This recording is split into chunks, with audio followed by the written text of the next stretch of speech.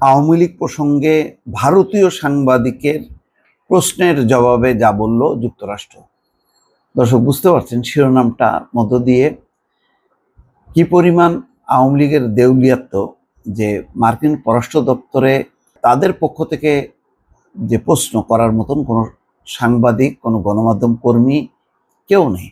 অথচ আওয়ামী লীগের কিন্তু শত শত হচ্ছে দলীয় আশীর্বাদ পুষ্ট সাংবাদিক, যারা 15 বছরে চেটে পুটে খেয়েছে। এখন মার্কিন পররাষ্ট্র দপ্তরে প্রশ্ন করার মতন কেউ নেই, তাদেরকে নির্ভর করতে হচ্ছে ভারতীয় সাংবাদিকের উপর। এবং ভারতীয় সাংবাদিকেরা এখন আওয়ামী লীগের পক্ষ হয়ে প্রশ্ন করছে। আগে যেমন মুশফিক ফজল ছিলেন, তো তখন আওয়ামী লীগ সরকারের দুঃখের শেষ ছিল না যে মুশফিক ফজলের মতন একজন সাংবাদিক আমাদের নেই, যে নিয়মিতভাবে জাতিসংঘ হোক, হোয়াইট হাউস হোক, অথবা মার্কিন পররাষ্ট্র দপ্তর হোক, সেখানে যে প্রশ্ন করবে। এবং বলা হতো, আবার এমন সমালোচনাও ছিল যে মুশফিক ফজল কিসের সাংবাদিক, সে তো হচ্ছে বিএনপি কর্মী, সে তো বিএনপির পক্ষ নিয়ে প্রশ্ন করে সরকারকে বেকায়দে ফেলার জন্য। তো ভালো, তারপর দেখলাম যে মুশফিক ফজলের শেষ সময় তারাও একজন সাংবাদিক নিয়োগ করলো, তো সে খুব একটা জুৎসই প্রশ্ন করতে পারলো না। এখন তো সেও নাই। এখন তাদের যে পারপাসটা সার্ভ করছে হচ্ছে ভারতীয় সাংবাদিকরা। কত লজ্জাস্কর ব্যাপার যে ভারতীয় সাংবাদিকরা আওয়ামী লীগের হয়ে প্রশ্ন করছে। তো এই জন্যই শিরোনামটা বোধহয় এরকমই। বাংলা ট্রিবিউন সহ আর একটা অনলাইনেই দেখলাম যে আওয়ামী লীগ প্রসঙ্গে ভারতীয় সাংবাদিকের প্রশ্নের জবাব দিল যুক্তরাষ্ট্র। তো ভারতীয় সাংবাদিকরা তো ভারতের নানান ইস্যু নিয়ে আলাপ করবে, তাদের স্বার্থ সংশ্লিষ্ট বিষয় নিয়ে। তারা বাংলাদেশটাকে টেনে আনলো কেন, তাহলে বোঝেন।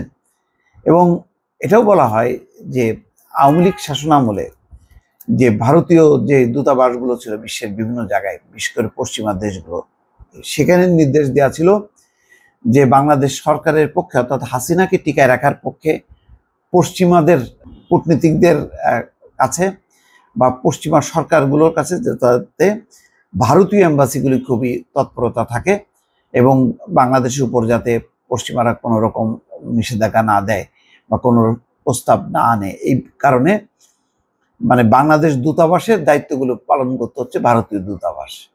এমনই হলো অবস্থা। মানে এরা শুধুমাত্র বাংলাদেশকে ভারতের একটা আনুষ্ঠানিক রাজ্য পরিণত করতে বাকি ছিল, আর বাকি সব কিছু মানে তুলে দিয়েছিল। বাংলাদেশের পররাষ্ট্র বলি, অর্থনীতি বলি, বাণিজ্য বলি, সব কিছু ভারতের হাতে তুলে দেওয়া ছিল। শান্তপ্রিয় আন্দোলনকে সমর্থনের কথা জানালেন মার্কিন পররাষ্ট্র দপ্তরের মুখপাত্র ম্যাথিউ মিলার। সোমবার পররাষ্ট্র দপ্তরের নিয়মিত প্রেস ব্রিফিংয়ে বাংলাদেশ বিষয়ে ভারতীয় এক নারী সাংবাদিকের প্রশ্নের জবাবে এমন মন্তব্য করেন মিলার। প্রেস ব্রিফিংয়ে ভারতীয় সাংবাদিকের প্রশ্ন ছিল, আওয়ামী লীগের শান্তিপূর্ণ সমাবেশে সংঘবদ্ধ হামলার আশঙ্কাজনক খবর শোনা যাচ্ছে। নারীদের উপর হামলা, সংখ্যালঘুদের উপর হামলা, সাংবাদিকদের জেল এবং প্রেস অ্যাক্রিডিটেশন কার্ড বাতিল করা হয়েছে। বাংলাদেশের অন্তর্বর্তী সরকারের সমালোচকরা বলছেন, ছাত্রদের 5ই আগস্টের বিপ্লব দেশকে আবারও সেখানে নিয়ে যাচ্ছে যেখান থেকে এটি শুরু হয়েছিল। আমরা দেখেছি, এই নিয়ে মার্কিন পররাষ্ট্র দপ্তরের উপমুখপাত্র বেদান্ত প্যাটেল এসবের নিন্দা জানিয়েছে। প্রশ্ন হচ্ছে, বাংলাদেশের অন্তর্বর্তী সরকারের সঙ্গে এই ব্যাপারে আপনার কি কোনো কথা হয়েছে? জবাবে ম্যাথিউ মিলার বলছেন, বাংলাদেশের সঙ্গে আলাদাভাবে কি কথা হয়েছে সেটি আমি এখানে বলবো না, তবে আমরা বাংলাদেশ সরকারের কাছে স্পষ্ট করেছি, যেমনটা আমরা বিশ্বের সব দেশের কাছে করি, যে আমরা শান্তিপ্রিয় আন্দোলনকে সমর্থন করি এবং চাই না সরকার কোনোভাবে শান্তিপ্রিয় আন্দোলনে সহিংস দমন পীড়ন চালাক। এরপর ওই ভারতীয় সাংবাদিক বাংলাদেশের সংবিধান থেকে ধর্ম নিরপেক্ষতা বাদ দেওয়ার উদ্যোগের বিষয়ে প্রশ্ন করেন। তিনি বলেন, বাংলাদেশের অ্যাটর্নি জেনারেল সংবিধান থেকে ধর্ম নিরপেক্ষতা শব্দটি সরিয়ে ফেলার আহ্বান জানিয়েছে যখন ধর্মীয় সংখ্যালঘুদের উপর আক্রমণ বাড়ছে। এই বিষয়ে আপনাদের কিছু বলার আছে কি? জবাবে মিলার বলেন, তিনি বিষয়টি নোট রাখছেন, এই বিষয়ে তাদের কিছু বলার আছে কিনা তা দেখবেন তিনি।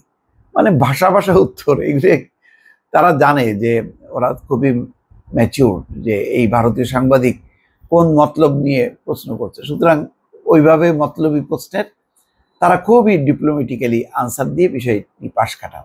দর্শক ভালো থাকবেন, আল্লাহ হাফেজ।